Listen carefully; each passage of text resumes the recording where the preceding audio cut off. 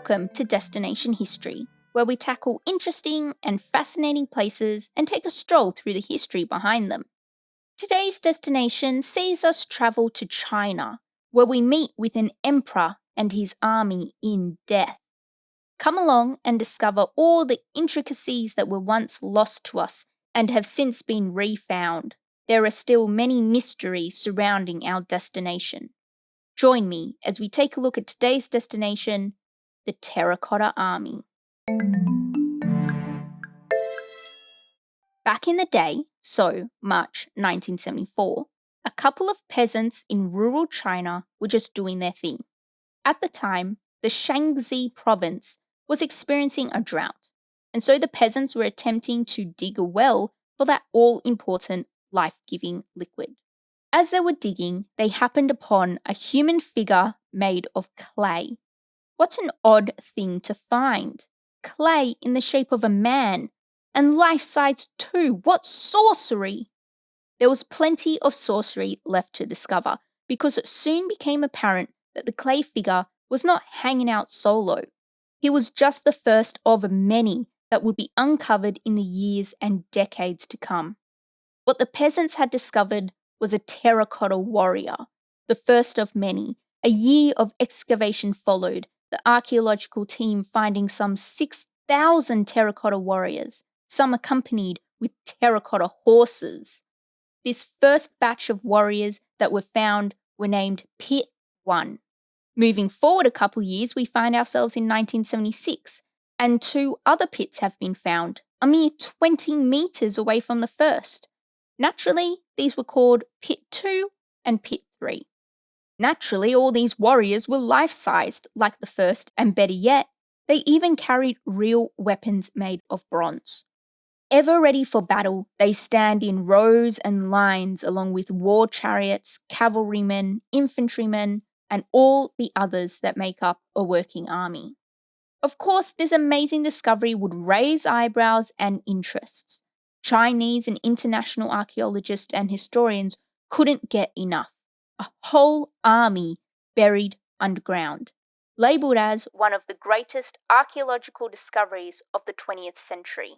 The Terracotta Army had a very special place in the heart of all people from China.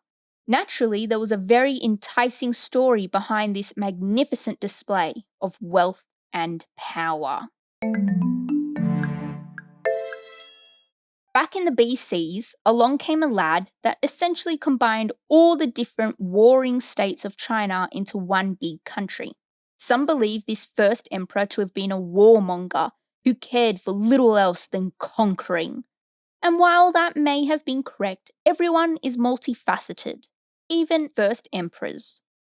Back when Qin Dynasty was born, China was a divided continent. His father's kingdom was well known for its horsemen, and much like our Game of Thrones friends, were seen as practically savage by their less horse-dependent rivals. Qin Dynasty's father is believed to have died in 246 BC, and the young boy, barely 13 at the time, was all of a sudden the leader of this kingdom. Throughout China, Confucianism had gained traction and wasn't doing too badly, believing in an administration that governed like a family, with respect.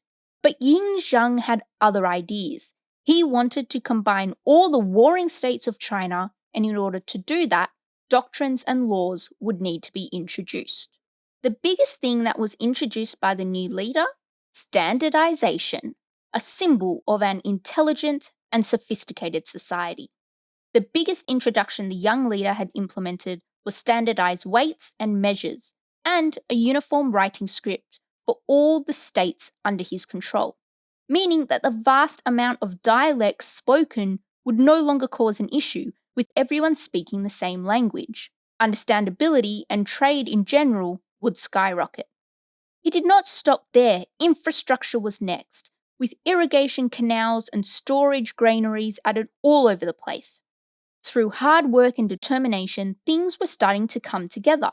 By 221 BC, the 7 warring states had been merged into one nation, under one emperor, stretching from Sichuan in the west all the way through to along the East China Sea. Now that he had everything under control, Ying Zheng did a classic rebrand. He renamed himself Qin Shi, the first emperor of Qin. But he didn't stop there. He invested in more infrastructure. A road network in excess of 6,400 kilometers stretched across the empire. There was even a central lane reserved for imperial travel. And the base of the Great Wall started to be constructed with rubble found along the way. These fortifications would be rebuilt in the 15th century with stone and brick by the Qin Dynasty, though, so we won't go too much into that. Every empire needs a capital, and the first emperor's capital was Xiangyang, basically a metropolis that contained a supposed 270 palaces. Sadly, not too much remains of this magnificent city. Reportedly, only one foundation survives. While all this nation building was happening, the emperor didn't forget about the inevitable future, and so started to plan for his eventual demise with the construction of a tomb complex. Not just a tomb, but a tomb complex. It's reported that 720,000 workers worked on the project, and warriors protecting the tomb itself isn't uncommon. Other ancient Chinese rulers have had 2 or 3 standing as guards outside their tombs, but Huang Di was not going to be outdone and felt that an entire army would suffice against any attack he may experience in the afterlife. While Huang Di was clearly prepared for the end, he kind of hoped that he could avoid it altogether, and so went on that most holy of quests, the quest for eternal life. The stories tell us that ancient Chinese alchemists told the emperor of these magical herbs that could only be found on the islands of the Immortals that were very conveniently located out in the East China Sea. So, Japan.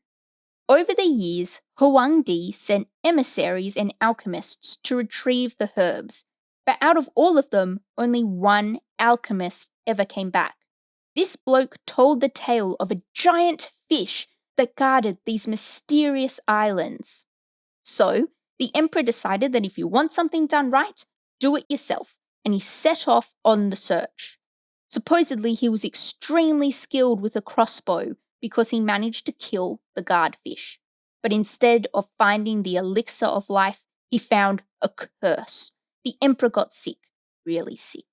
As 210 BC came around and the 49-year-old first emperor of China lay dying, he decreed his eldest son, estranged at the time, would be his successor.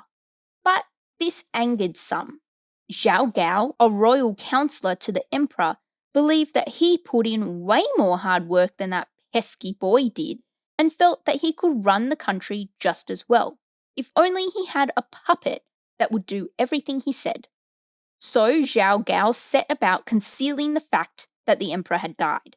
The way he did this is something out of a fairy story, but as the party travelled back from their quest, Zhao Gao allowed a cargo of salted fish to travel with them, in an attempt to mask the smell of decomposing flesh. Even though this would never work, surprisingly, it did for Zhao Gao. And when they returned to Xiangyang, he managed to get Ying Huai, a younger, weaker-minded son of Huang Di, to be emperor, the ultimate puppet. But as it turned out, Zhao Gao wasn't actually that great at running a vast country, and the whole place descended into a civil war. The young second emperor sadly committed suicide, and Zhao Gao only survived him by a short time before being killed himself. The rebel forces that had risen up in this time of turbulence came together to form a new dynasty, and in 206 BC, the Han Dynasty was born. Sadly, the Qing Dynasty had outlived its emperor by only 4 years. But all was not lost. That very same year, the construction of the emperor's tomb was completed at last. Archaeologists are pretty certain that the Qing Dynasty had collapsed purely by the extensive damage to the Terracotta Army. It appears that as order broke down, the pits were raided, taking the very real weapons that were meant to be held by the clay guard soldiers. Fires were also set, as can be seen by the weakened supports for the ceilings that just couldn't handle the weight. Charring has also been discovered on some of the walls. Interestingly, Chen Shen, the curator of a Terracotta Warriors show that featured in New York, notes that historical records are suspiciously silent about the Clay Army. A Han Dynasty historian that lived about a century after the Qin Dynasty doesn't actually say one word about the warriors, despite talking about the emperor's tomb. And this bloke, Sima Qian, pretty much wrote the history of China in his Shiji, which covers 3,000 years of Chinese history. In his book, The Warrior Emperor and China's Terracotta Army, Shen reckons he knows why Sima Qian was silent on the warriors. Because the historian served an emperor whose ancestors overthrew the first emperor's brief dynasty, he had to be conscious of presenting the past in a way that would not distress his ruler with unflattering comparisons. The tomb itself covers an area of 56 square kilometres and is believed to be one of the imperial tombs with the richest burial objects in Chinese history. The tomb of the emperor itself is about a kilometre away from the museum that's been built for the warriors. The tomb is under this massive hill, but it hasn't been excavated, mainly to preserve what's been buried, but also because of what's reported to be buried with him. Supposedly, there are all sorts of riches buried in the tomb with the emperor, and booby traps to stop anyone from taking stuff back out. There is also reports of rivers of mercury, making the place just a little bit poisonous. In fact, soil analysis of the hill have shown unusually high levels of mercury, so it's not just a story. Here's what Sima Qian says about the place in his Shiji. More than 700,000 convict labourers from the world were sent there. Shi Huangdi ordered artisans to make crossbows triggered by mechanisms. Anyone passing before them would be shot immediately. They used mercury to create the rivers, the Yellow and Yangtze, and the Great Seas, where the mercury was circulated mechanically. On the ceiling were celestial bodies, and on the ground, geographical features. Very similar to Pompeii and Herculaneum, the tomb has been left untouched because the technology simply cannot guarantee that what is uncovered will continue to be preserved. Here's Wu Yongzi, the director of the Museum of the Terracotta Army, telling us how it is.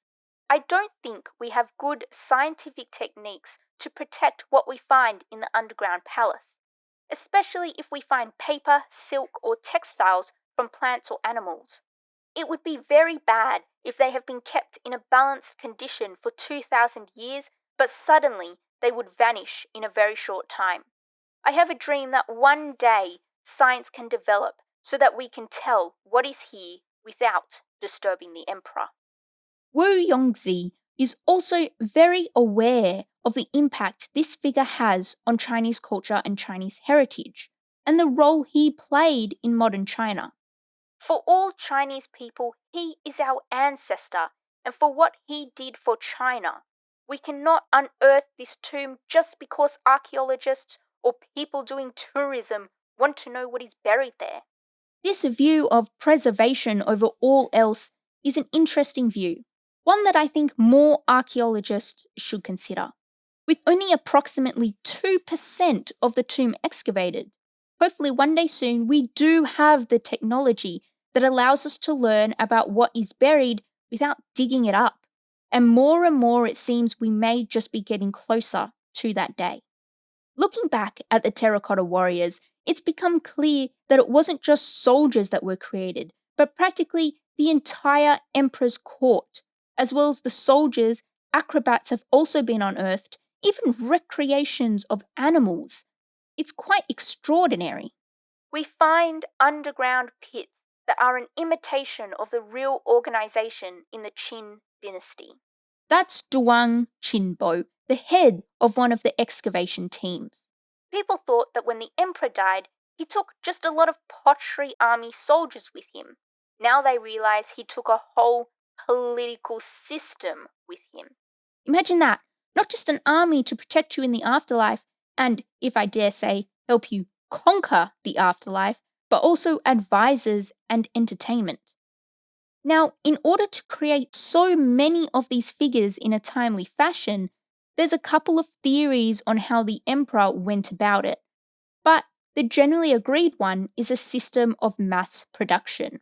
Very similar to assembly lines in the manufacture of cars today, the process of creating a terracotta warrior was broken down into parts. The head, arms, legs, and torso were created separately and then brought together to be assembled. They even believed that the arms and head were created using molds so that the general shape would be consistent, with soft clay added to the surface later down the line to give them their unique looks in their faces and hairdos. Fired in kilns, once they were put together and assembled, painters would come in and paint them these brilliant colours. It's such a shame that colour is the first thing to go, even looking at the ancient Greek and Roman worlds. Imagine how colourful our memories would be if only the colour had lasted. With so many artisans working on every aspect of the tomb, each warrior was stamped with the maker's seal, so that if mistakes were made, they could be tracked to who made them. Now, I'm not sure what the punishment would have been if there had been one at all, but the ingenuity of it all is quite staggering. Now, let's not forget, this is all happening in the BCs, as in proper ancient times. No 15th century nonsense. This is like thousands of years before that. Just astounding. I mean, the individuality that each warrior has is so unique that some actually think they were modeled on real people. Hiromi Kinoshita, one of the hands in curating the exhibition that was shown at the British Museum, reckons that these probably weren't portraits in the Western sense. The ceramicists could have been told that you need to represent all the different types of people who come from different regions of China. And that's exactly what they did. Much like the reliefs on the remains of Persepolis, scholars have been able to locate where some of the warriors would have been from. Let's now have a quick look at what we find within the tomb. Firstly, the floor is tiled with what is known as Qin bricks, named after the emperor, of course. Each brick is bluish grey and made of the highest quality. There are about 250,000 bricks that line the floor of the pits that have been uncovered. In regards to the warriors, basically it's boiled down to three major categories. You've got your infantry, cavalry, and charioteers. But more than that, you've also got soldiers of high, middle, and low rankings, which can be discerned in their style of dress, and the charioteers can be divided into drivers and warriors. So, in our first pit, Pit 1, we will find over 6,000 terracotta figures, but you can only see less than 2,000. Pit 1 is the largest pit that has been uncovered and is about the size of your average airplane hangar. There are 3 rows of infantry, and behind that is armoured soldiers, and then 38 chariots, each with their own set of horses. There is also a row of soldiers on each wing of the main army. Many of the figures in Pit 1 would have held real weapons, but many are gone from the looting of the Han Dynasty, and what was left has been remarkable. They were obviously treated with something that prevented them from degrading over time, and they are even still sharp. Not bad for 2,000 years. On to Pit 2. The excavation is still ongoing at Pits 2 and 3, but Pit 2 specifically was excavated in 1976 and is about 20 metres north of Pit 1. In Pit 2, you'll find 4 units of soldiers. The first unit is archers, both standing and kneeling. The second unit is made up of more chariots, and then come a mix of infantry and chariots in the third unit, with the fourth unit bringing up the rear with weapon-holding soldiers. Pit 3 is believed to have been designed as a command post. It's the smallest one in size, and in the number of figures, with only 68, many are without their heads, leading scholars to believe that this pit was left unfinished. the dress of the figures found in Pit 3 looked to be officials, hence the command post. What's shocking to consider is that the warriors are believed to be such a small part of the whole mausoleum. Remote sensing and radar suggest that the tomb complex as a whole could possibly be as large as 98 square kilometres. And that's pretty freaky to think about. There could be so much more that is yet to be uncovered. Sima Qian even says that the emperor was worried that those working on the tomb might disclose all the treasure that was in the tomb, that after the burial and sealing up of the treasures, the middle gate was shut and the outer gate closed to imprison all the artisans and labourers so that no one came out. It's also believed that hundreds of concubines received the same fate, most likely to accompany their emperor to the afterlife. The burial mound of the tomb supposedly was originally 115 metres high, and with weathering over the last 200 years, the mound is still over 70 metres, which isn't bad if you stop to think about it. And more satellite tombs and pits are being discovered surrounding the mausoleum, so this clearly was a pretty important place. These days, the Terracotta Warrior Museum is right up there with Great Wall and Beijing's Forbidden City as a pretty popular place for tourists in China. And it's even been called one of the greatest archaeological discoveries in the 20th century. In fact, on the 4th of March in 1961, the State Council went so far as to declare the mausoleum a major historical and cultural site. That is now protected at a national level, and it was pretty groundbreaking as one of the first places in the country to reach that level of protection. In 1979, the army was opened to the public, after a museum complex was built over the excavation site, which meant that not only can you walk around the site and see everything, but you can even see active excavation happening. December 1987 was pretty special as well, because that was when UNESCO added the site to their World Cultural Heritage List. Now, this includes the tomb of the first emperor and the Terracotta Army. And in 2010, the site and museum were listed as a National Archaeological Park, so you know it's not going to be built over anytime soon. So next time you find yourselves in China, make sure to stop by the first emperor's tomb and discover that the poor guy just couldn't decide on what to take with him to the afterlife, so he took everything. If you had fun and feel as if you learned something, give us a subscribe and a review. And even if you didn't learn anything, or even like us, give that button a click anyway. You can find us by searching Destination History in all your major social media platforms, podcast providers, and Google. When you subscribe, you'll get an update for any new episodes coming your way, so you won't miss out on any exciting destination historical content. As always, all links spoken about, images, resources used, and way more can be found on our website, destinationhistorypod.com. And if you have a building, place, or area of significance that you would like to learn more about, shoot through an email or a message, and I'll see if I can cover it in its very own episode here on Destination History. See you next episode.